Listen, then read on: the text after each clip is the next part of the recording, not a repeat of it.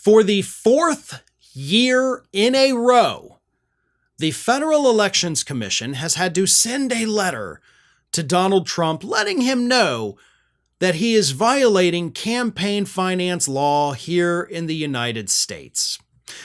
You did it in 2024. You did it in 2023. You did it in 2022.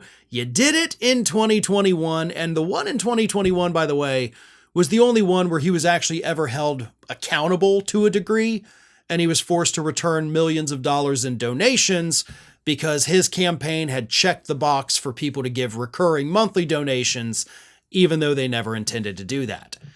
But in the 2022, 2023, and now the 2024 instances, the FEC says you are taking more money than you are allowed to take. Listen to this. Under the law, a campaign for federal office cannot accept more than $3,300 per person, $2,000 per authorized committee, or $5,000 per multi-candidate committee in a single election, but Trump appears to have accepted well in excess of that from a number of sources. In the letter that they sent Trump for this year, they included over 200 pages of instances where Trump is taking more money from individuals, groups, or whatever than he's legally allowed to take. Now, in 2023, they only had 88 pages of Trump breaking the law. This year, they've got over 200 pages where they're telling him you're breaking the law. And you know what's happened to him when he was doing it in 2022, 2023, and again this year? Not a damn thing. Nothing. They're giving him the opportunity to correct it. Now, let me ask you this. If you were to go in to a bank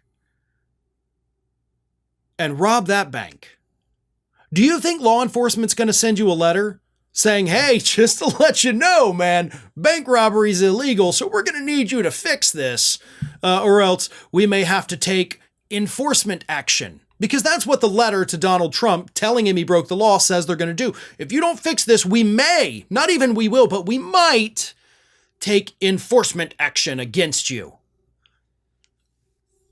Again, if you go out there and commit a crime, like if you're caught speeding, is the cop going to say, hey, look, you got to make this right, or I may have to take enforcement action against you? No. Cop's either going to let you off with a warning, which I guess is kind of the same, or he's going to write you a ticket. But if you were to, let's say you give more money to a political campaign than you're allowed to give, what happens to you? Do you get a letter from the FEC telling you to make it right? No, you sure as fuck don't. You go to jail. There have been plenty of Republicans that have immediately been arrested for doing that. There are plenty of Democrats that have immediately been arrested for that. But the candidate who has 200 pages of violations of federal law, well, you'll need to fix it if you get time. If not, I'll write another letter.